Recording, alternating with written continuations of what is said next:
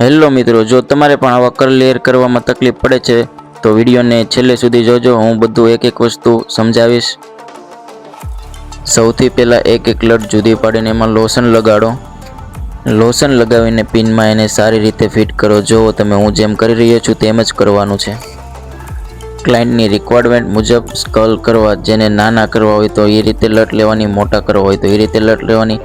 પછી 10-15 મિનિટ રહીને જે આપણે કામ કર્યું છે તેના ઉપર લોશનથી હળવા હાથે ધીમે ધીમે જેમ હું કરી રહ્યો છું તેમ કામ કરવાનું। લોશન લગાડવાનું એની ઉપર 10-10 મિનિટ અથવા 15-15 મિનિટને લોશન લગાડવાનું, અડધી-પોણી કલાક માટે રાખવાનું।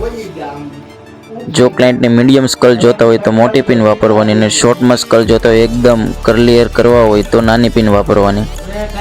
ટાઈમ પૂરો થયા પછી હેર સ્પાના મશીન વડે થોડા ટાઈમ માટે સ્ટીમ આપવાની, 10 થી 15 મિનિટ। સ્ટીમ આપ્યા બાદ હેર માઉસનો ઉપયોગ કરવો। તમે ઉપર ખૂણામાં જોઈ શકો છો મેં જેનો ઉપયોગ કર્યો તો હેર માઉસ, તે તમે ઉપયોગ કરી શકો છો। ત્યારબાદ પીનું કાઢીને તમે હળવા હાથે મોટા દાંતિયા વડે સ્કલને ખોલી શકો છો। ધીમે ધીમે સ્કલ ખોલવાના, ક્લાયન્ટને વાળ ખેંચાય નહીં તે રીતે કરવાના। પછી હેર ડ્રાયર વડે સ્કલને આવી રીતે એકદમ ખુલ્લા પાડી દો। ધીમે ધીમે હળવા હાથે સ્કલને ખુલ્લા પાડી દો। ક્લાયન્ટનો લુક તમે જુઓ કેવો આવી રહ્યો છે। તમે જોઈ શકો છો ક્લાયન્ટના સ્કલ એકદમ મસ્ત રીતે થઈ ગયા છે। તો તમે જુઓ, સૌથી પહેલાં આપણે લોશન લગાવીને એક એક લટ પકડીને પીનો વડે તેને સ્કલ કરીને ફિટ કરી 10-10, 15-15 મિનિટે લોશન લગાવ્યું।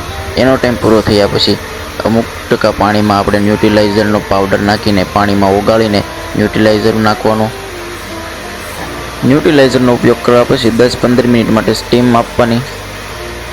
સ્ટીમ આપ્યા બાદ તમે હેર માઉસનો ઉપયોગ કરી શકો છો। તેના ઉપયોગ કરવાથી સ્કલ એકદમ સારી રીતે દેખાઈ આવે છે અને એકદમ એનો નેચરલ લુક આવે છે। તો હવે તમે ક્લાયન્ટનો ફાઇનલ લુક જોવા માટે તૈયાર છો? તો જુઓ ક્લાયન્ટ।